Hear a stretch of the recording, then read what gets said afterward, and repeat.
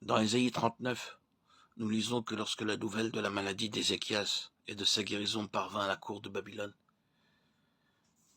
des messagers furent envoyés avec des lettres et un présent pour Ézéchias. Ézéchias avait été destinataire de la grâce de Dieu, mais il fut incapable de passer le test de la grâce.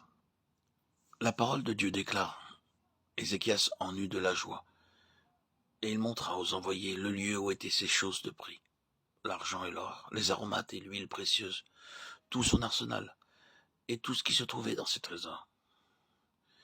Il n'y eut rien qu'Ézéchias ne leur fit voir dans sa maison et dans tous ses domaines. Ézéchias 39, 2. Ézéchias n'a pas résisté à la tentation de tout dévoiler.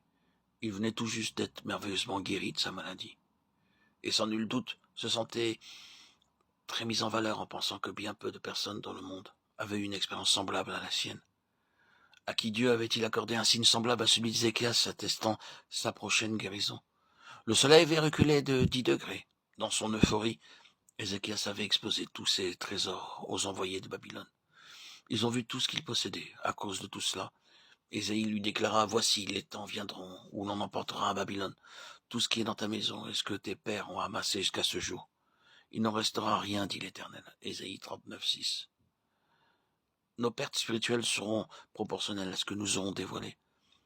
C'est quelque chose de très solennel, et nous ferions bien d'y prêter attention.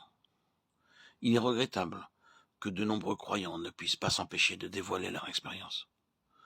Un jour, un frère a dit ceci: beaucoup de frères tombent malades et quand ils sont rétablis, ils donnent leur témoignage. J'aimerais bien être malade d'une maladie quelconque et que Dieu me guérisse. Ainsi, je pourrais dire quelque chose à la prochaine réunion de témoignage. Quelle était donc la motivation de ce frère? Pouvoir donner son témoignage. Il désirait faire une expérience afin de pouvoir en parler.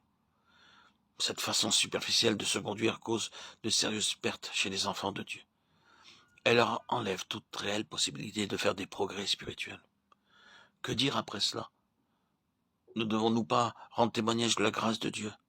Paul l'a fait à de nombreux enfants de Dieu, de génération en génération l'ont fait aussi.